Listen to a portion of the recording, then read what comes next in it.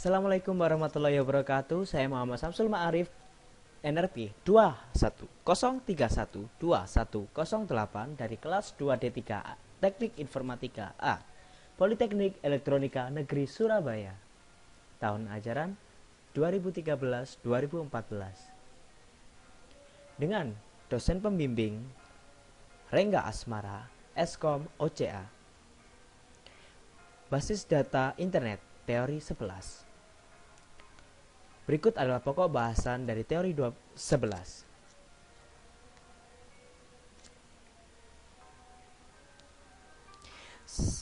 Di antaranya ada www, HTML, basis data, dan web. Oke, tujuan belajar jelas ya. Di sini bisa memahami XML, terus database pada web, dan sebagainya. World Wide Web atau www, di mana web memungkinkan mengakses suatu file dimanapun pada internet. Suatu file diidentifikasi dengan Universal Resource Locator atau URL. Suatu koleksi beberapa dokumen disebut website dan diatur menggunakan program yang disebut web server yang menerima URL dan menampilkan dokumen yang diperlukan. Oke, www adalah kumpulan website yang dapat diakses di internet. HTML atau Hypertext Markup Language merupakan bahasa pemrograman berbentuk skrip yang sederhana. Teks diawali dan diakhiri dengan perintah yang disebut text. Biasanya terdiri dari start tag dan end tag. Basis data dan web. Halaman web berisi hasil dari query database. Untuk membangkitkan halaman web dilakukan hal-hal sebagai berikut. Jadi yang perlu di sini adalah kita harus Netscape Server API. Arsitektur application server dan server side Java. Pada CGI, setiap halaman merupakan hasil pembuatan sebuah proses baru, sehingga sangat tidak efisien. Oleh karena itu dikembangkan arsitektur application server yaitu suatu perangkat lunak antara web server dan aplikasi. Fungsi dari application server adalah mengendalikan thread untuk performansi, tempat koneksi basis data, dan manajemen session. Pendahuluan XML, Extensible HTML atau XML merupakan bahasa skrip versi lanjutan dari HTML.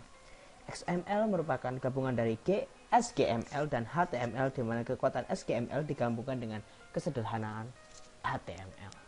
XML menggunakan definisi Marked Language baru yang disebut Document Type Declaration atau DTDS. Elemen yang terdapat pada XML meliputi blok utama, tag mulai, dan tag akhir.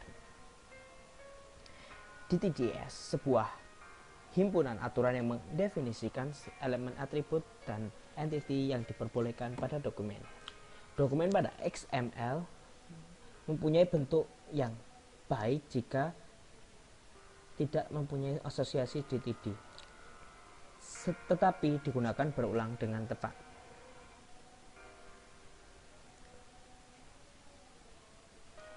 Spesifikasi domain pada DTDS. Jadi ini contohnya ya dari halaman HTML, image src, ini gambarnya, ALT, ini perhitungannya. Dalam MathML aplikasinya dengan ini. Melakukan query data XML. Tujuan melakukan manipulasi dokumen XML dengan menggunakan bahasa deklaratif tingkat tinggi. Query data XML belum dilakukan standarisasi. Contoh query dengan XML GL. Ini contohnya where, book name. Oke, next. Model data semi terstruktur adalah dengan struktur parsial. Semua model data untuk data semi terstruktur menggunakan beberapa tipe grapher label.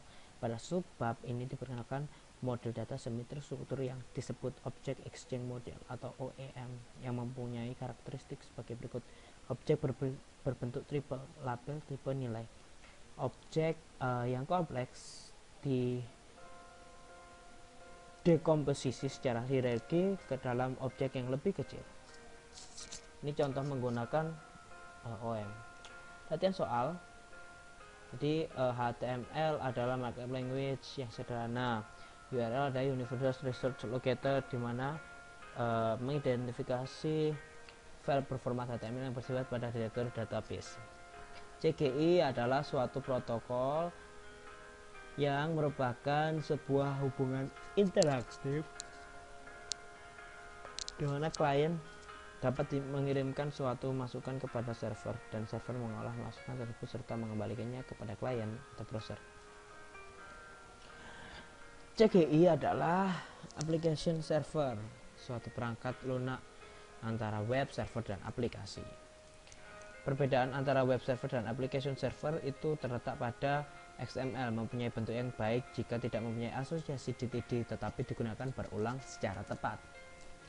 Misalnya pada toko buku diasumsikan pelanggan juga ingin mencari buku berdasarkan judul buku. Buatlah dokumen HTML yang memungkinkan pemakai menginputkan judul buku. Ya, jawabannya seperti ini. Kita bisa menambahkan di sini under meta HTML equif content type. Content type-nya ini berisi teks atau HTML, charset ISO 8859-1.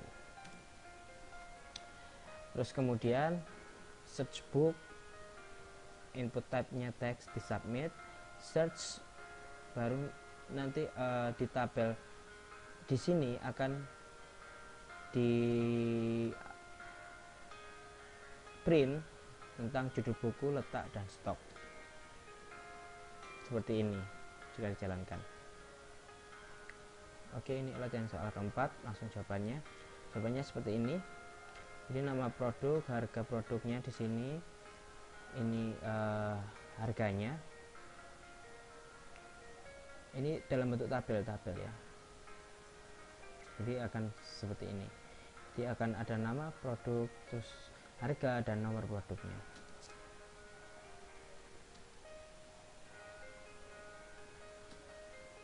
Oke, baiklah, itu tadi penjelasan tentang teori ke-11 basis data lanjut. Selesai.